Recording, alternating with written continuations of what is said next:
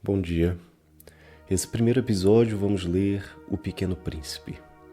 É um livro infantil que também questiona sobre essa visão de ser adulto e ser criança. Na minha época foi obrigatório nas escolas, quando eu era criança. Não sei se hoje em dia ainda é, ou se não era, e de repente a minha escola que ofertou como literatura infantil para nós. Mas eu lembro pouco desse livro e eu vou matar um pouquinho a saudade lendo essa história para vocês. Então, se você tem um filho, ou um sobrinho, ou alguma criança na família, pergunte para ela sobre o livro Pequeno Príncipe. Deixe aqui nos comentários se é obrigatório, se não é, ou se é algo da escola. E vamos para a leitura.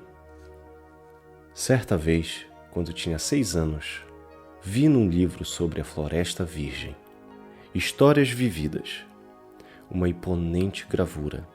Representava ela uma jiboia que engolia uma fera. Eis a cópia do desenho. Dizia o livro: as jiboias engolem sem mastigar a presa inteira. Em seguida, não podem mover-se e dormem os 6 meses da digestão. Refleti então sobre as aventuras da selva e fiz com lápis de cor o meu primeiro desenho. Meu desenho número 1 era assim. Mostrei minha obra-prima às pessoas grandes e perguntei se meu desenho lhes fazia medo. Responderam-me: por que é que um chapéu faria medo? Meu desenho não representava um chapéu. Representava uma jiboia digerindo um elefante. Desenhei então o interior da jiboia, a fim de que as pessoas grandes pudessem compreender. Elas têm sempre necessidade de explicações. Meu desenho número 2 era assim. As pessoas grandes aconselharam-me deixar de lado os desenhos de jiboias abertas ou fechadas e dedicar-me, de preferência, à geografia, à história, ao cálculo, à gramática. Foi assim que abandonei aos 6 anos uma esplêndida carreira de pintor. Eu fora desencorajado pelo insucesso do meu desenho número 1 e do meu desenho número 2.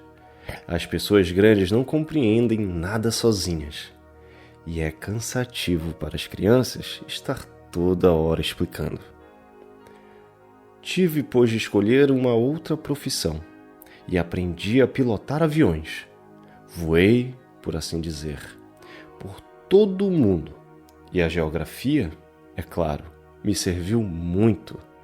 Sabia distinguir no relance a China e o Arizona. É muito útil quando se está perdido à noite. Tive assim, no correr da vida, muitos contatos com muita gente séria. Vivi muito no meio das pessoas grandes, vi-as muito de perto. Isso não melhorou de modo algum a minha antiga opinião. Quando encontrava uma que me parecia um pouco lúcida, fazia com ela a experiência do meu desenho número 1, que sempre conservei comigo. Eu queria saber se ela era verdadeiramente compreensiva, mas respondia sempre: é um chapéu. Então eu lhe falava nem de jiboias, nem de florestas virgens, nem de estrelas. Punha-me ao seu alcance. Falava-lhe de bridge, de golfe, de política, de gravatas, e a pessoa grande ficava encantada de conhecer um homem tão razoável. Vivi, portanto, só, sem amigo com quem pudesse realmente conversar, até o dia, cerca de 6 anos atrás, em que tive uma pane no deserto do Saara. Alguma coisa se quebrara no motor, e como não tinha comigo mecânico ou passageiro, preparei-me para empreender sozinho o difícil conserto. Era, para mim, questão de vida ou de morte. Só dava para 8 dias a água que eu tinha. Na primeira noite, adormeci, pois sobre a areia, a milhas e milhas de qualquer terra habitada, estava mais isolado que um náufrago numa tábua, perdido no meio do mar. Imagina então a minha surpresa quando, ao despertar do dia, uma vozinha estranha me acordou. Dizia: "Por favor, desenha-me um carneiro." Hein? Desenha-me um carneiro. Pus-me de pé como atingido por um raio.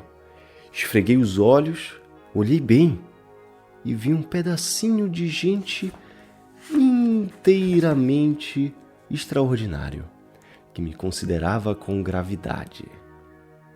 Eis o melhor retrato que mais tarde consegui fazer dele. Meu desenho é, seguramente, muito menos sedutor que o modelo. Não tenho culpa.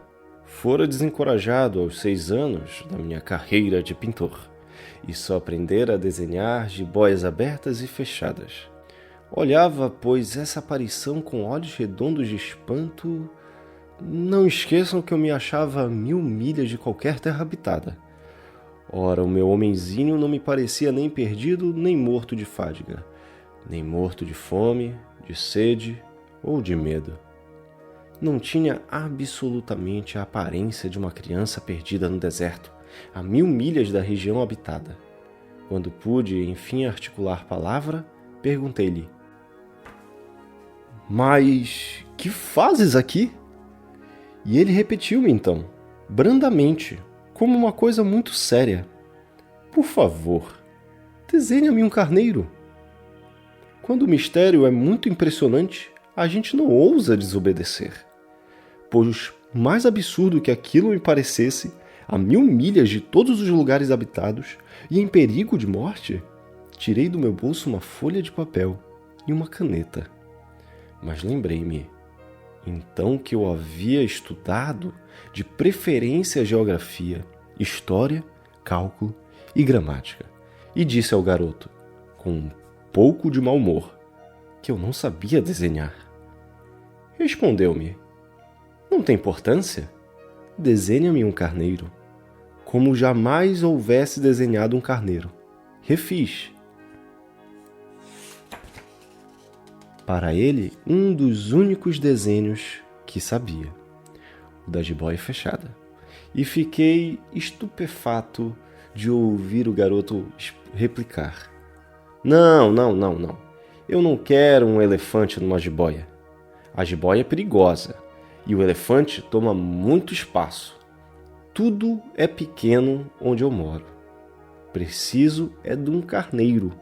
Desenha-me um carneiro." Então eu desenhei. Olhou atentamente e disse: "Não, esse já está muito doente. Desenha outro." Desenhei de novo. Meu amigo sorriu com indulgência. "Bem, vês que isto não é um carneiro, é um bode. Olha os chifres." Fiz mais uma vez o desenho, mas ele foi recusado como os precedentes. "Este aí é muito velho.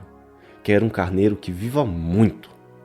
Então, perdendo a paciência, como tinha pressa de desmontar o motor, rabisquei o desenho ao lado e arrisquei. Esta é a caixa. O carneiro está dentro. Mas fiquei surpreso de ver iluminar-se a face do meu pequeno juiz. Era assim mesmo que eu queria.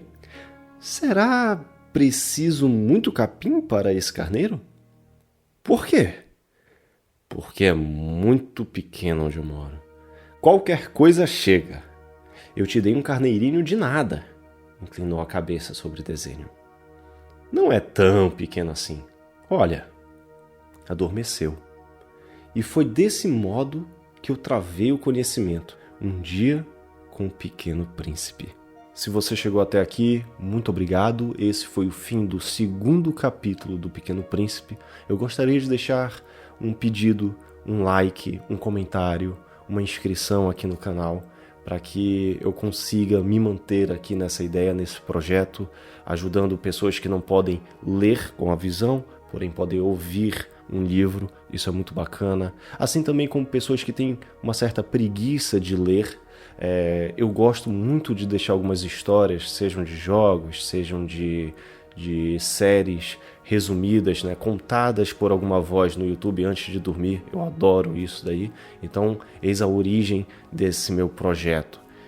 Fique à vontade para me criticar, para dar um comentário, uma sugestão. Eu estou de ouvidos abertos, assim como vocês. E essa voz todas que vocês ouviram não é IA, é a minha voz mesmo, tendo os problemas de leitura, de pronúncia às vezes, de pausas. Eu estou aberto para todos os tipos de comentário. Tudo bem? Muito obrigado e fiquem com um abraço bem quentinho aí.